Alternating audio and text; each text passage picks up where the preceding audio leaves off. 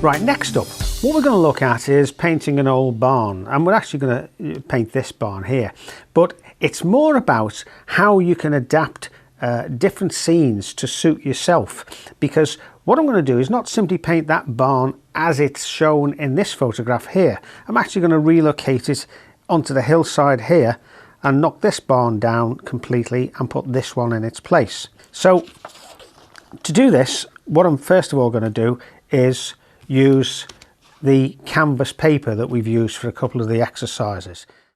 But what I'm also going to do is, and you can see I've started the process, is just use the felt tip pen to draw the picture in. And what I've also done is to put round masking tape around the edge, because that's going to give us a nice clean white edge.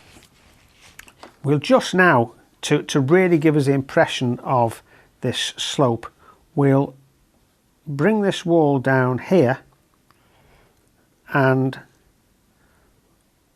I think we'll bring it up like that. That's it. Now you see the way that's parallel to your eye line, so that right away it tells you that that is the top of the wall, which is straight, and really that this wall is now going up this hill, this quite steep hill, and it's curving round and away like that.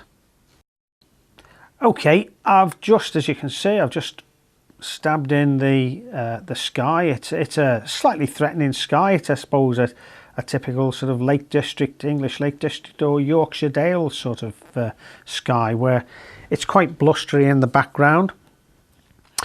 Right, now you can see that I've pretty well completed the landscape part of the picture. All I've done really is just scrubbed in colours. I've used the ultramarine blue, the white and the cadmium yellow for the most part. Occasional touch of the raw umber and the yellow ochre. But what it's done is given me lots of different tones. In the background I've used rather more blue and white, and with the yellow ochre it's given this very, very pale green, as if it's receding away into the distance, as indeed it is. Here I've got this darker hillside because the sun coming from the right. This would probably be in shadow, and that helps to cast a little bit of dark against light against this roof here. We've got the lighter main part of the hillside coming down here, and lighter in the foreground in front of the barn. We'll put some light streaks later on to lift this area as we need to. And I'm just going to now put some base colour on these stone walls here and also on the wall of the barn. Right, well now as you can see I've been blocking in most of the barn and the walls. I'm going to do that a little bit darker in a minute because that's very much cast in shadow, but just for now it'll do okay. I'm just now putting the lighter colours in. You can see that I've got a slightly darker colour for the side of the shadow side of the barn. I'm going to, once I've blocked this in, we'll run the brush sideways so that the stones and the rocks in the walls will follow their natural contours, if you like. Right, I've just added a few more details. I've just put a few steps I've just blocked in, put a dark line down here and here and here to emphasize how thick the stone walls will be when we come to put the colors in for the doorway. I've blocked in the wall, put more of an obvious shadow on here, and I'm just scrubbing in horizontally now a road colour, which is pretty much the same colour as this, but I've added just a little bit more yellow ochre in, you can see there, and that just gives a little bit more warmth to the road, particularly in the foreground like that. One thing just to remember is as the road goes round, I'm just going to lighten this off like that, just so you can see actually where it goes. It was starting to get a little bit lost behind that that wall there, but that gives us a good idea of where it goes. Okay, we've now got the whole thing pretty well blocked in, apart from the roof and the doors. So the next thing we're going to do is to Well, let's have a look. I think we'll actually use the same colours we've got in the barn here, because we've got the green against the red, which is a nice complementary combination of colours, green against red. So we'll have the green doors, we'll block those in as necessary, and we'll also put some base colour in for the corrugated iron. Right, well, I couldn't get the blue, the green I wanted with the ultramarine blue, so I've brought a prettier blue in the phthalo blue, added it to the cadmium yellow, and you can see we've got that sort of colour. It gives us that more obvious green. I didn't want it the same green as around on the hills, because it would just get lost amongst the rest of the grass, but that sort of slightly different tone of the phthalo blue mixed with the cad yellow does give us that effect. And what we can do now is start to just drag down, and that's fine, and it just starts to add the weathering effect.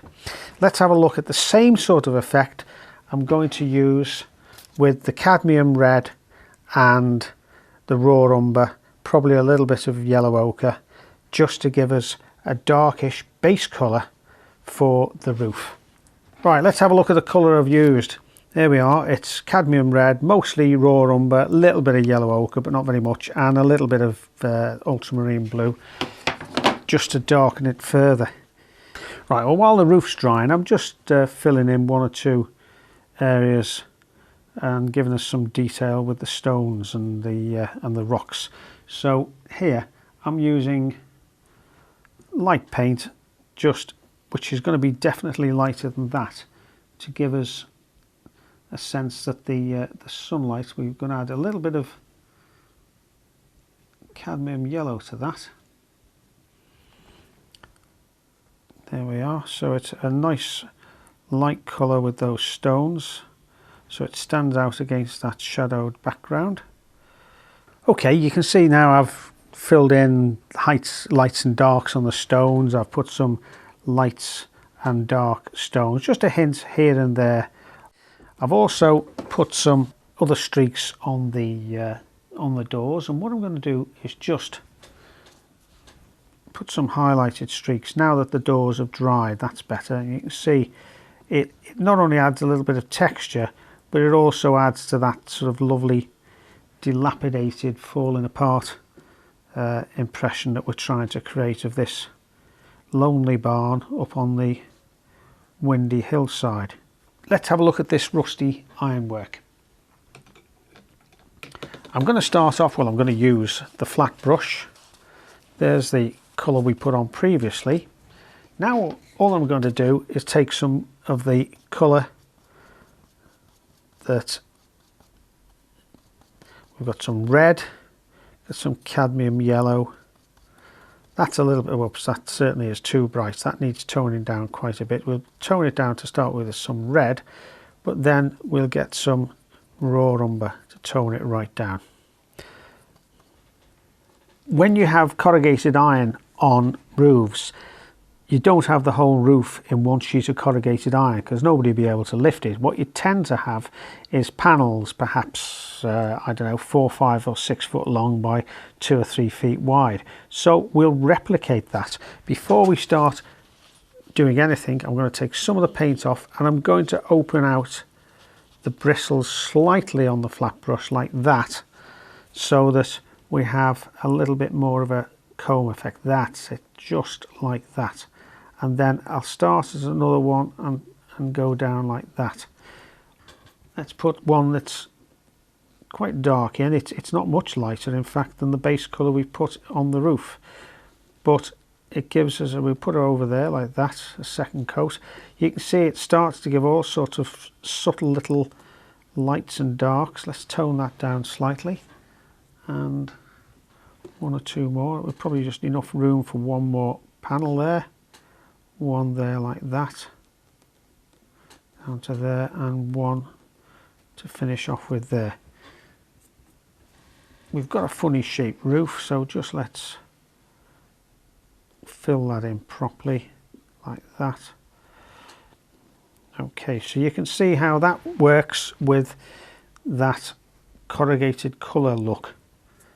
I'll just put a little hint of that on the back edge just to give the impression it's going over the top there. And then what I'll also do is by adding a little bit of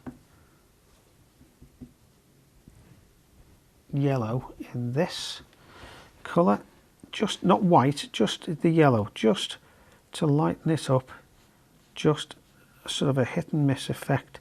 It's just the sunlight catching the front edge, and as a little exercise I'm happy with that because it's done what I set out to do. It's shown you that you can get a scene like this and completely transform it by putting in a building of your choice in that scene.